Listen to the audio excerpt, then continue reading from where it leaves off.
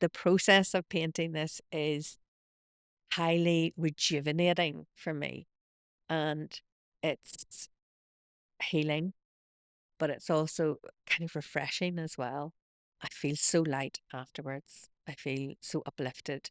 I feel so proud of myself as well that I've created something. I feel as if I've had a collaboration with something more powerful than I to create this. And I think that's just amazing.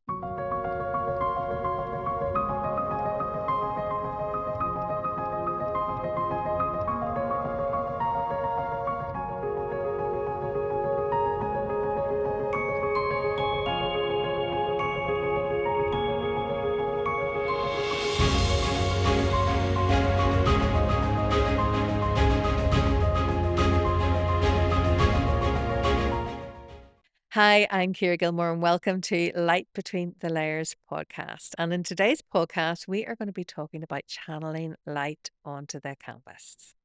Hi guys, my name is Esther Morgado and I am the producer behind this podcast, and I'm here to interview the lovely Ciara and ask her questions around painting and intuitive process and spirituality and all things amazing to do with the creative journey. So yeah, you'll be seeing me in every episode.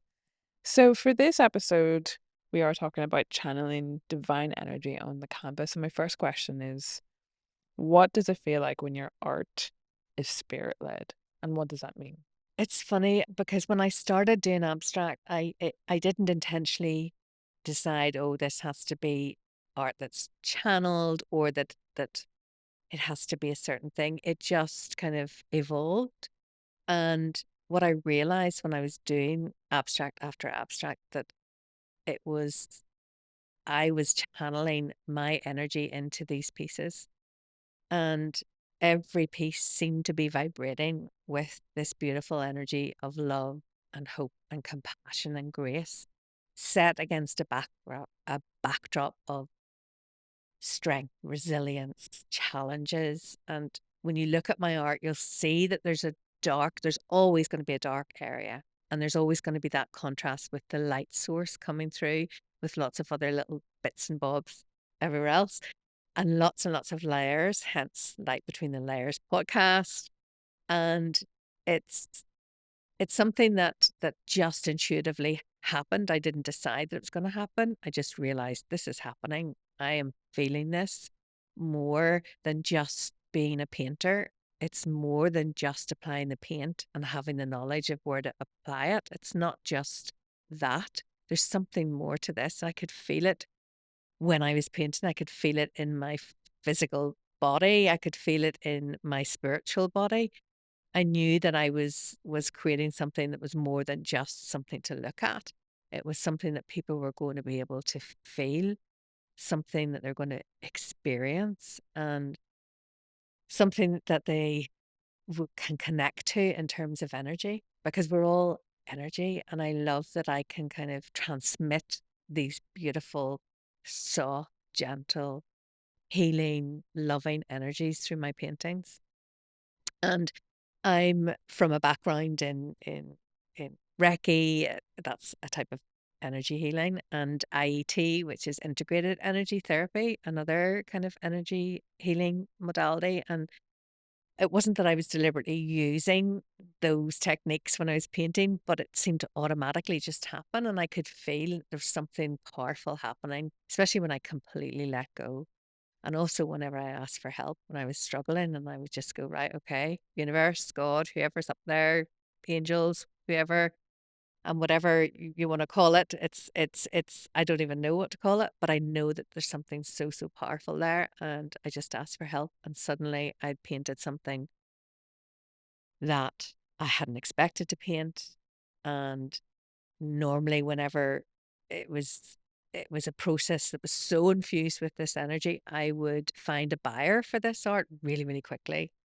And I mean, I would get messages, and people would tell me that when they stand in front of my art, they would feel this deep connection to themselves, to their own souls, to their own higher selves. And it would make them feel this kind of comfort. a kind of a sense of this painting's meant to be for me, and it represents things that have gone on in my life as well. Some people, it's almost been like a, a painting description of the challenges that they've been through and that they've come through them. The light is there, the hope is there, the final place of safety and love is there. And I love that the paintings have been able to do that for people. So yeah, so that's kind of my background in my connection to this kind of energy work, which I don't and haven't really talked about much up until this point. I've talked about it with my students when we were doing our Zoom calls and things like that, but people on the internet probably don't know this about me. You know, my life is a very kind of spiritually led life.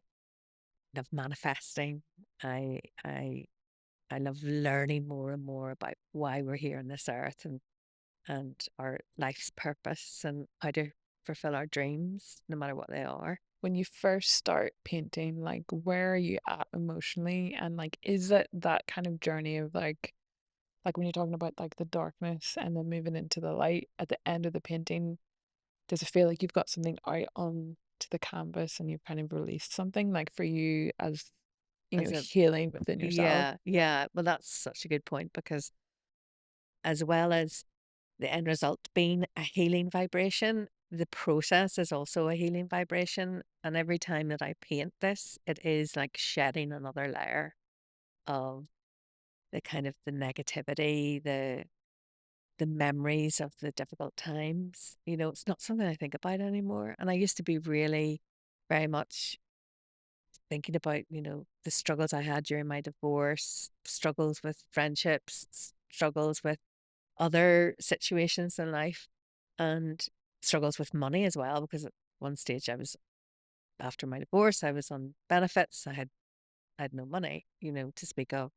The process of painting this is highly rejuvenating for me, and it's healing, but it's also kind of refreshing as well. I feel so light afterwards. I feel so uplifted. I feel, um, you know, so proud of myself as well that I've created something. I feel as if I've had a collaboration with something more powerful than I to create this. And I think that's just amazing.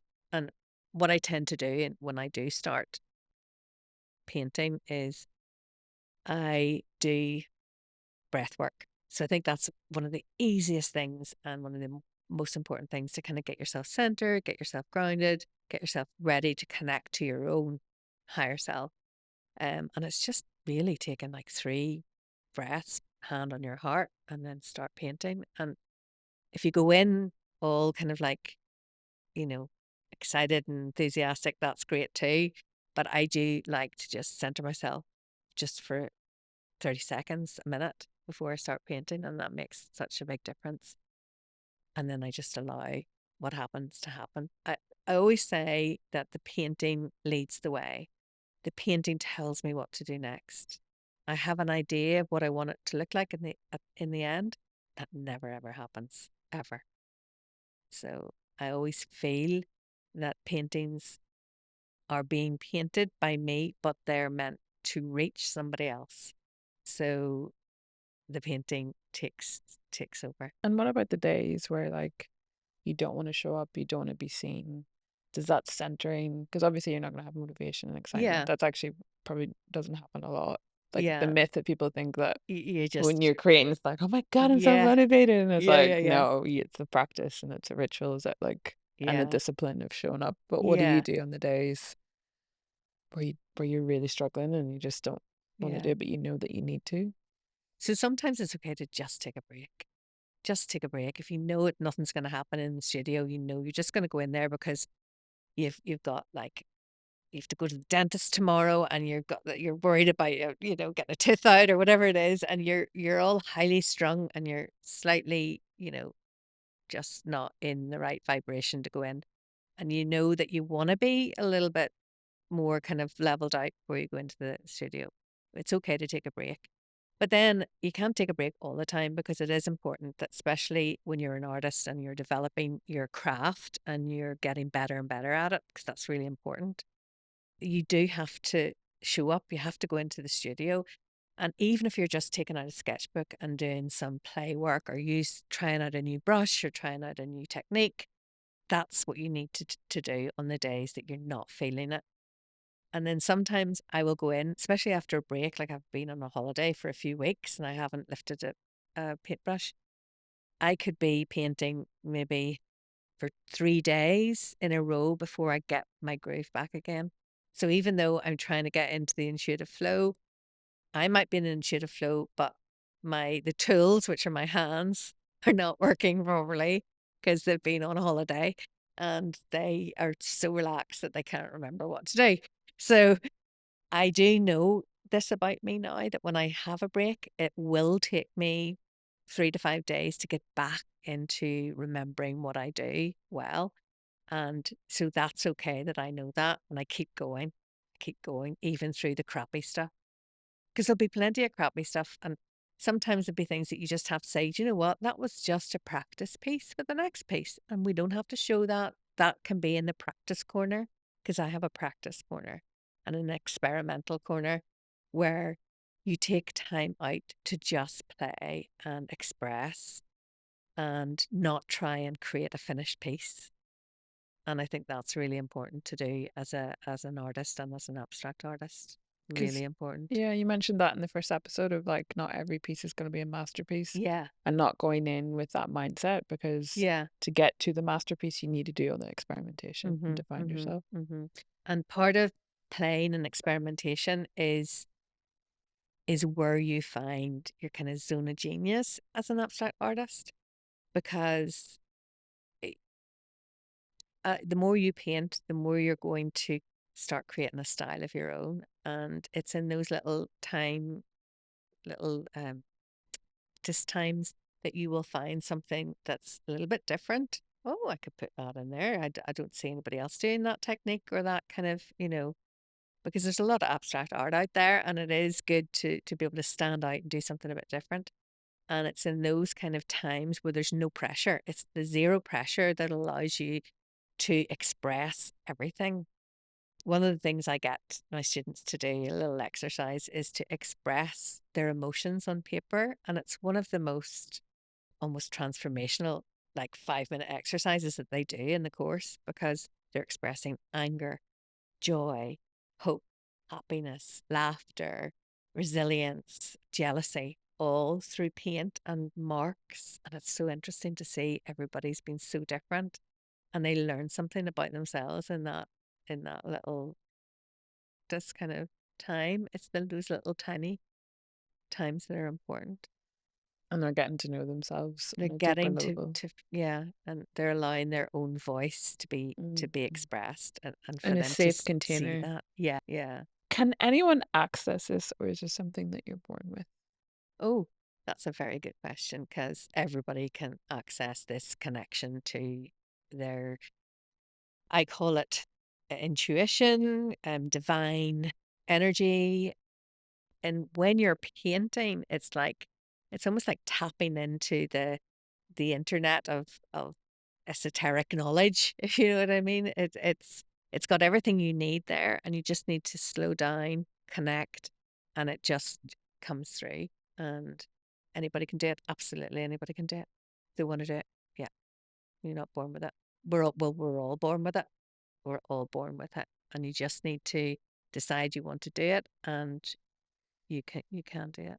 And what gets in the way from people not trusting their intuition? Well, that's we all have intuitive nudges. We all have gut feelings. And it's usually after the fact that we go, oh, I should have listened to myself. And I suppose the older I've got and the more I've immersed myself into this world of energy and intuition and connecting to something more powerful, whatever that source is. So I'm a lot more tuned in than I was before. I recognize more what an intuitive messages. For example, whenever we met about the it wasn't about the podcast, and I was going to do something that wasn't a podcast. And as soon as you said, "Oh, I produce podcasts," I instantly knew, okay, right, we're doing a podcast. You're the girl to produce it.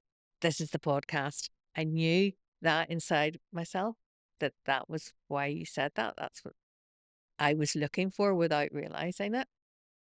And, you know, so it's those little nudges. And whenever you're painting, the nudges are non-stop. It's like, go here, pick this color, use this brush. It's all just like getting information downloads from what to do next in your painting. Yes, you're using your brain and your memories of techniques and all of those things. It's like this beautiful fusion of everything. It's like your intuition mixed up with your past skills, painting, with the new techniques that you're using, with the knowledge of the fundamentals of abstract, all kind of beautifully blended together and working in harmony together to create, you know, your art. And yeah, it is. It's a beautiful process, and I love teaching it inside my course. So it's such a passion of mine to share it as well, because I don't think there's any other courses, abstract art courses out there that does it this way. I think they're very much abstract and the fundamentals, and this is what you can do. But I don't know that there's any course that kind of teaches the fusion of the intuition with those kind of like techniques and the knowledge and the fundamentals as well. So I'm really proud that I'm able to do that. Yeah, and you also walk the walk of, and it's great that you're in this position now where you feel confident to say you're a spiritual person and you believe in manifesting and also your healing background, like that all Yeah. ties into it. And I think maybe because when people hear intuition, it's not a tangible thing and it's a deeper thing, but you obviously have a higher frequency of being able to communicate that to people, and people who are ready to hear that are like, oh my gosh, yeah, because you're wading through a lot of like intuition. It's like, how do you know what's intuition, what's fear, what's, all the things that you've talked about. Yeah. Yeah. Because well, intuition is always going to be a positive thing and fear is going to be a negative thing. Fear is going to be, oh, you're not good enough. This isn't good enough. You just need to stop now. Or, you can kind of feel a vibration behind it. And intuition has a lightness to it. It has an energy of knowing, a deep knowing. Um, it is hard to kind of like decide which is which when you're painting in the early stages. One of the things that I do is I create my own meditations.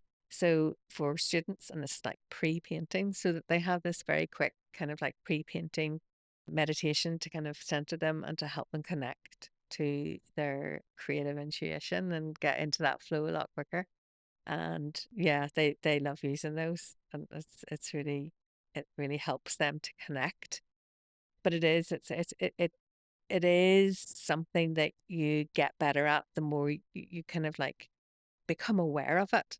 And if you're questioning something like, is this my intuition? Does it feel like my intuition? Then why are you questioning it? It must be your intuition. You know, the ego will always keep you safe. It will always tell you to procrastinate. It'll always tell you not to take a step out of your comfort zone. It'll always tell you to not try something new. Yeah, it's easy here. Just stay here.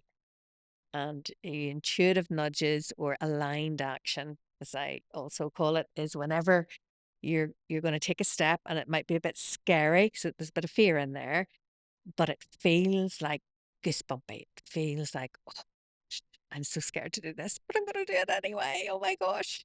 Yeah. So it's trying to recognize those things. It takes a bit of time and yeah. But once you step into that kind of aligned, intuitive action, you will recognize it more and more. And it will take you to wonderful places when you do it instead of just sitting back and doing nothing. Thank you so much for joining us today, and we'll see you in the next episode.